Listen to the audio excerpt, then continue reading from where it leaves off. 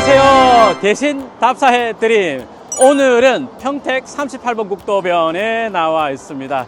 요 38번 도로는 과거부터 트래픽이 많기로 유명한 그런 국도이죠.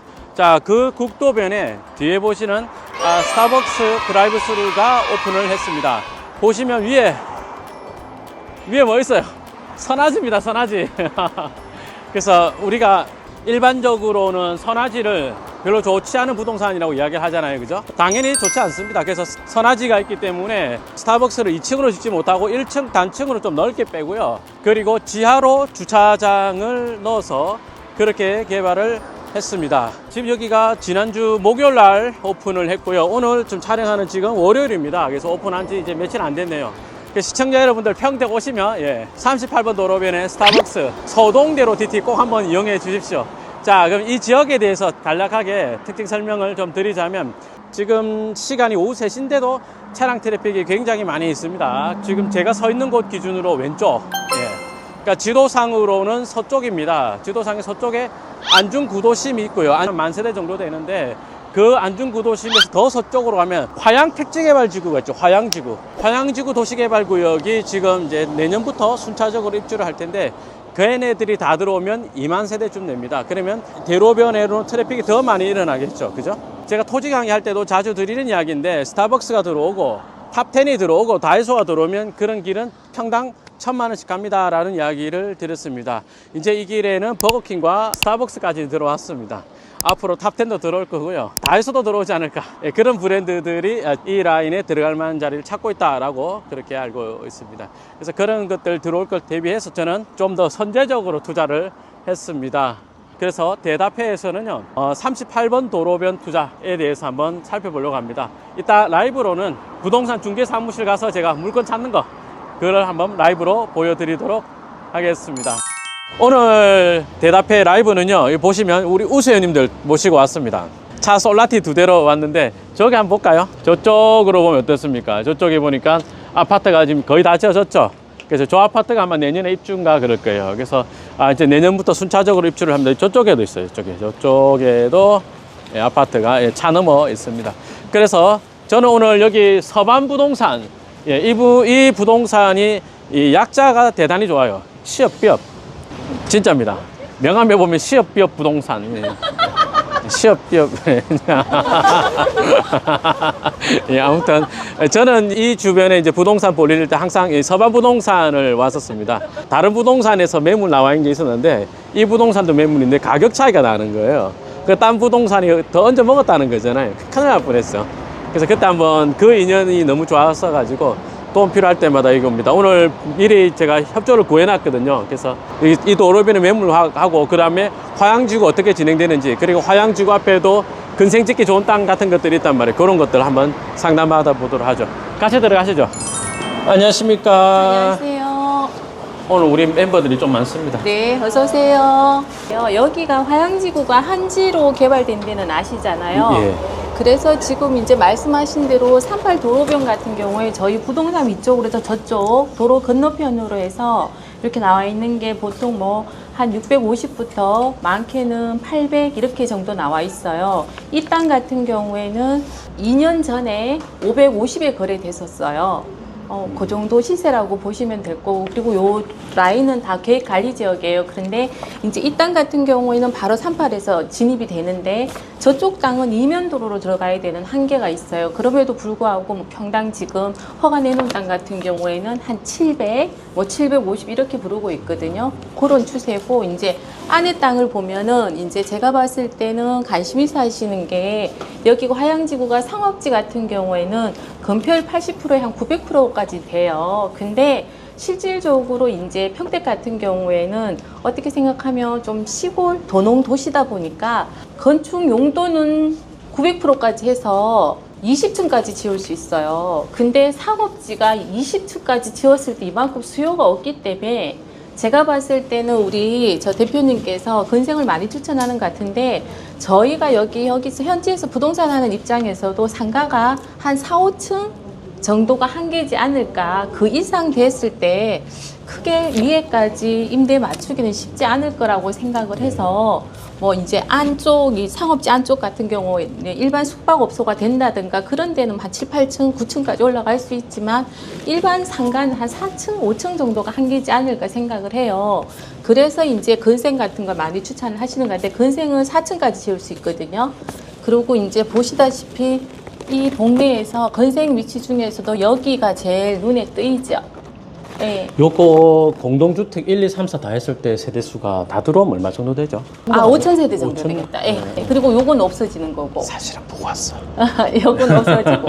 아, 그게 없어지고. 여기가- 이 도로 계획은 어찌 되는 거예요? 여기랑 요 도로 이 도로 계획은 있는데 이제 여기는 아직 구체화돼 있진 않아요. 이게 해제된다는 말도 한 번씩 들려가지고. 왜냐하면 저희가 봤을 때 현장 가보면은 너무 이게 고저가 너무 심해요. 아, 그렇군요. 그래서 여기가 개발되지 않고 이 도로가 개설되는 건 거의 불가능하다고 저희는 보고 있거든요. 예.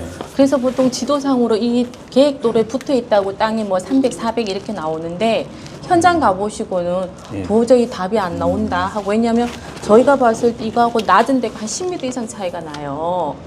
그럼 어떻게 공사를 할 수가 없는 땅이잖아요. 그래서 여기가 개발되면 이 도로가 개설될지 모르겠지만, 근데 이제 여기 같은 경우에는 거의 평지에 가까워요. 아, 예. 그래서 여기가 여기죠. 안쪽 넘어가는 길. 예. 그러니까 여기 같은 괜찮은데 이쪽은 너무 꺼져 있어서 여기 개발되기 전에는 힘들지 않을까 저는 그렇게 생각해요. 옛날 다른 데 택지개발지구인데 이런 예. 도로가 생길 예정인 땅이 있었어요. 맹지였는데 매매가 나왔는데 저런 거 사는 게 정말 위험한 짓이다 그랬어요. 맞아요. 그때 도로가 난 거야. 아우, 생기지 말아야 할 일이 생겼어요. 그 땅이 그때 평당 50만 했는데 최근에 매매 난지 얼마나 500에 나왔어. 500에. 제가 왜 여기에 섰냐면요.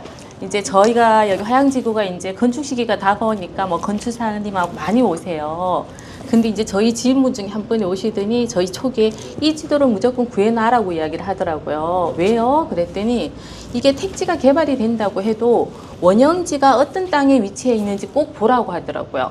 아니면 건물을 짓다가 예를 들면 지하 2층까지 파면 여기 보면 원형지가 답인 경우도 있고 임야인 경우도 있어요. 또 국어인 경우도 있고.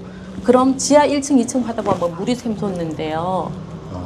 그래서 꼭 만약에 이제 택지지구 내에 땅을 사시더라도 원형지가 어디였는지 확인해 보시고, 혹시나 뭐 임야라든가 지목이 다 틀리면 꼭 지질 조사를, 뭐 한국 파는데 한 7, 80만 원 든대요. 예. 근데 파고 시작하는 게 훨씬 아. 안전하다고. 예를 들면 아산 테크노밸리 같은 경우에 원룸을 짓다가 원룸 두 동이 넘어지면서 이렇게 둘이 교차해서 꺼진 경우가 있었거든요.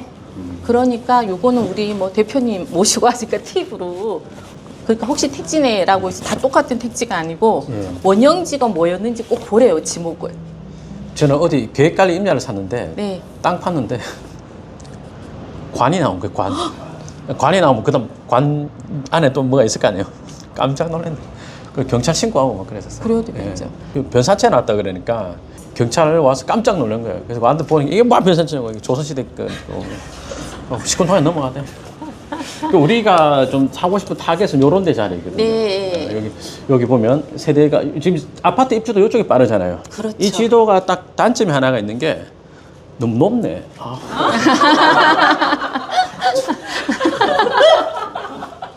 네, 하여튼 공동 1 저기가 공사 중인 데인가요?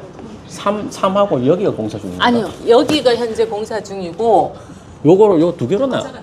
지금 여기하고 여기는 입주 요번에 사장님도 하죠. 팔 안 잘리는 것 같고 뭐 높게 붙이는 거. 그러니까 요 세대수가 나오면 요렇게 동선이 요렇게 하나 나올 거고, 예. 보행자 전용도 요렇게 나올 거니까 난 네. 요 사이 상가가 제일 사고 싶은 거예요. 요 사이 건색 용지가. 그치. 여기 건폐율 용적률 어찌 됩니까, 사장님? 건폐율 60%에 용적률 180%예요. 180%. 그러면 60, 60, 60 이렇게 3층짜리 건생 지어야 되겠다. 보통은 그렇게 안 짓고 4층까지 지을 수 있죠. 보통 4층 지어요. 180인데? 180%인데 예. 4층까지 지어요. 그러니까 우리가 60%라고 해도 60% 꽉 안 채우잖아요. 근데 건생은 1층이 저 월세가 비싸니까. 그 예를 들어서 4층짜리 전보주택 같은 거 180 줄 때는 그럼 보통 이제 얼마야? 45씩 짓나? 그런 식으로 해가지고 그렇게 하는 것 하는데, 같아요. 예, 근데 여기는 1층 임대료가 비쌀 때, 예. 건생에 1층이 더 임대료 네, 비쌀 거 예. 아니에요. 그래서 건폐율 60, 60, 60 이렇게 저라면 그렇게 지을까? 근데 주차 대수 때문에. 주차 대수 때문에 보자. 평택이 135에 한 대인가요? 땅이 150평 잡으면 공지가 60% 잡으면 90평. 그 공지가 근데 60평. 보통 근생 같은 경우에는 일반적으로는 4층으로 짓는데 예. 말씀대로 뭐 예를 들면 이 자리 제일 탐내시는데 이 자리 2천 달라고 해요. 요 자리. 예. 여기 한 220평 정도 되거든요. 예. 그래서 궁금하실까봐 제가 여기 한지 예정대치 이정 정명원이라고 여기는 환지 방식으로 개발했기 때문에 이렇게 몇 번지는 예를 들면 이제 여기가 139-7번지잖아요. 고 계신 분이 이 땅으로 지금 한지를 받았거든요. 이렇게 보면은 권리 면적이 963.6이고, 근데 환지 면적은 723.6, 그리고 부정 면적은 240이라고 하는 거는 원래는 이 땅에 대해서는 이 정도 평수를 받아야 되는데 환지가 그만큼 돌아갈 게 없으니까 요만큼 땅으로 주고 이거는 부정 면적이라고 해서 나중에 한지 청산할 때 돈으로 청산하겠다 이 말이거든. 그래서 참고하시라고 제가 요건 하나 출력해놨고요. 그리고 요거는 요 매물이 지금 원형지 기준으로 2,200만 원에 나왔다. 2천만. 2천만 원에 나왔다. 한 219평, 219평 정도. 220평 헷갈렸어요. 예. 그것도 1,300만 원 부르다가 그 지주분 중에 공동 지주였는데 한 분이 돌아가셨어요. 예. 그러면서 이제 자제분들이 상속받고 하면서 머리 아프니까 팔자 이렇게 설득해서 2천까지는 머리가 아픈데 2천이면 어떡하냐. 머리 안 아프면 뭐 4천 불렀겠네. 그러니까 2,300 부르다가 아니면은 이 땅도 괜찮으시면 이 땅은 저희가 원형지를 사드린 분이에요. 예. 그러니까 그 당시에 이분들이 2018년 요럴 때 65만 원에 사셨어요. 예. 원형지로 65만 원. 예. 예. 근데 여기를 이분이 한 200평, 여기 R2를 한 3개인가 4개 이렇게 받으셨거든요. 요런 거 정도면은 한 1,500, 1,600 정도면 파시지 않을까. 아, 1,500, 1,600. 예. 요쪽 코너예요? 예, 이쪽 코너예요. 땅 크기는 얼마나 되는 겁니까? 그거 한 200평 정도 돼요. 200평. 200평 잡고 1,500. 여기 임대료 얼마 정도 받을 수 있을 것 같아요? 1층 임대료 얼마나 받을까? 여기가 다 들어선다 치면 한 5천 세대 되고 5천 세대 되면 여기 임대료 얼마쯤 할까?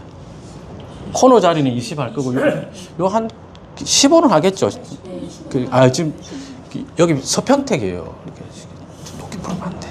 아, 지금 단지 내 상가 밖에는 지금 임대료가 측정 안 된 거고 단지 내 상가가 지금 나오는 게 보통 실평수 한 8.5평 정도 되는 예. 게 지금 한 200, 220 이렇게 나가더라고요. 단지 내 상가가. 단지 내 상가는 그러고.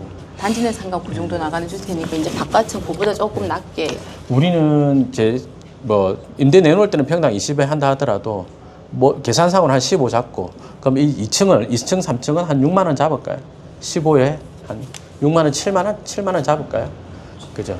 그러면 아까 땅이 200평? 200평 정도. 200평이다. 그러면 60%는 120평. 120평이 분양 면적이잖아요. 그죠? 그래 쉽게 말하면 공용 면적 포함한 거잖아요. 내는 평당 7만 원 이야기할 때는 전용 면적 기준이거든요. 그러면 120평 곱하기 한 4만 원 잡아볼까요? 예. 2층 전용률이 좀 높을 거니까 가서 대충 4만 원 잡으면 120평 4만 원 하면 480인가요? 네. 480, 3층도 똑같다 할게요. 그럼 2, 3층에서 960 나오고 1층은 또 전용률이 낮잖아요. 그죠? 1층은 전용률이 좀 낮으니까 평당 15만 원 잡더라도 그럼 1층은 한 9만 원 잡고 120평 잡으면 얼마에 오세요? 1,080만 원. 그럼 아래 위로 다 해서 2천만 원 가까이 나오네. 2천만 원쯤. 2천만 원쯤 나오면 나중에 매매하면 얼마쯤 하겠어요? 1년에 2억 4천 나오고 70억? 70억, 80억 그 정도 하나? 근데 지금 땅이 약간 1,500만 원 잡고 30억. 건축비 얼마나 들 것 같아요? 360평 곱하기 500만 원. 18억. 부대 비용하고 하면 한 2억 더 들? 2억 정도 잡고. 한 50억. 한 50억 정도. 그럼 지으면 아까 한 70억 왔다 갔다 할까? 그 정도 되겠다, 그죠? 근데 그거는 요거 다 들어오고 임차 다 마쳤을 때.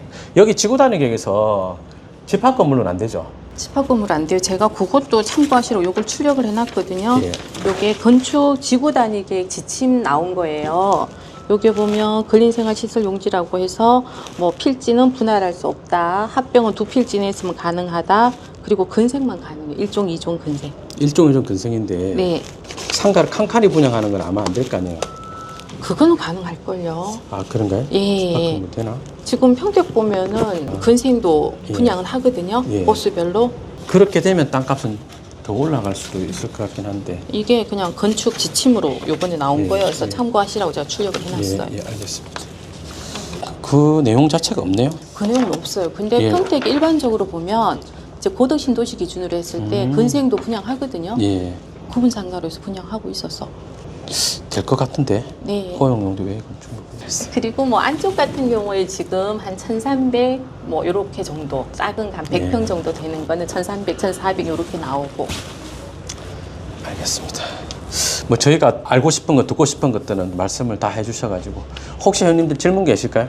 하양지구 분양은 다 됐는데요. 이제 문제가 뭔가 하면 지금 경기가 이런 상황에서 입주를 해야 되는데 그 중에서는 뭐 실입주하실 분도 계시고 투자하신 분도 계신데 실입주하실 분들은 기존에 집이 팔려야 이렇게 이사를 오는데 발목이 묶여 있고 그럼 이제 그분들 같은 경우 대출이라도 되면 여기 대출 받아서 뭐 전세를 주든 월세를 주든 이렇게 했으면 좋겠다고 하시는데 요즘 전세 대출을 못 받았잖아요. 그러다 보니까 입주는 조금 늦어지지 않을까 이렇게 예상을 해요. 여기 아직 안 짓는 데도 있고 그러니까 그렇죠. 단점은- PF라든가 예, 이렇게 예. 금융을 조금 풀어야 이렇게 좀 활성화되지 않을까 이렇게 생각해요. 아파트 용지 매각 안 된 데도 있습니까? KBG 매각 안 된 게 여기 왜 그 정호건설이라고 하양지구의 아킬레스건 아, 그것만 남아있고 나머지는 다 매각이 됐죠. 예. 그렇답니다. 그래서 여기가 이제 입주 속도는 우리 기대보다는 좀 느릴 거다. 그래서 38 도로변이 입주하면 바뀝니다라는 말은 거듭하고 있습니다만 입주 속도가 그렇게 보통 우리 신도시들만큼 빠르진 않을 거다. 화양지구 환지인가가 2018년 8월에 났죠. 네. 2018년 8월 10일인가? 8월 10일이 뉴스 났던가 모르겠다. 2018년이거든요. 그래서 제가 아까 네. 저기 박사 논문 드렸는데 제가 올 2월 달에 박사학위를 받았어요. 주제가 화양지구 지연 요인에 대한 연구해가지고 제가 여기에 2016년도에 부동산 오픈 2000 맞죠? 16년도에 오픈했지. 그 전에 저희도 이렇게 투자를 많이 해놨고 그런데 지금 몇 년이야 벌써. 진짜. 네, 그래서 제가 오죽 답답했으면 그거에 대해서 박사 논문을 썼겠어요. 아니 화양지구 투자를 환지가 될 때까지 기다렸다 했단 말이에요. 그 뒤 속도도 그래 빠른 편은 아닙니다. 참고로 저는 여기 신도시 아니 옛날 이름이 신도시 부동산. 평택화양 신도시 부동산이었어요. 지금은 이제 서반 부동산 예, 중개법인이 예. 됐고. 시업비업 부동산이 바뀌었는데 저희가 도움 많이 받았어요. 요 밑에 자연녹지도 사연 소개로 그때 그 땅을 180에 샀는데 지금은 뭐 많이 올랐겠죠. 많이 올랐겠죠. 그렇죠. 요 공사하는 데에서 바로 가깝다고 가보니까. 아, 제가 우스갯소리로 하는 말이 있어요. 조금 전에도 여기 서희 스타일스라고 조합원 아파트 분양 받으신 분 오셨길래 뭐 이런 속상한 이야기 하다가 제가 혹시나 앞으로 부동산 투자할 일이 있었으면 지어자 붙은 데는 쳐다보지도 마라 그랬어요. 뭐 조합원 아파트 도시개발한다고 조합하는데 무조건 옆에 땅을 사시든지 그래야 될 것 같아요. 지금쯤은 이제 실제로 들어와서 투자하셔도 되겠지만 너무 늦어져요. 민간이 하는 데는. 그리고 여기가 민간 제일 사업지 커요. 제일 크잖아요. 예. 아파트 값은 또 싸잖아요, 여기가. 아파트 값은 싼데 제일 크니까 더 속도 느리고. 아마 조합원들 평균 연령도 여기가 제일 높을 거예요. 죄송합니다. 맞아요. 맞아요. 워낙 오래됐으니까. 연세 드신 분들도 많고 막 이래가지고. 사장님 말씀 고맙습니다. 네. 예. 시청자 여러분들 화양지구에 관심 가시는 분들은 예, 이 38 대로변에 있는 서반부동산 꼭 한번 들러주시고 도움 많이 받으시기 바랍니다. 덕분에 공부 잘했습니다. 여러분 도움 되셨길 바라고요. 또 만나겠습니다. 고맙습니다.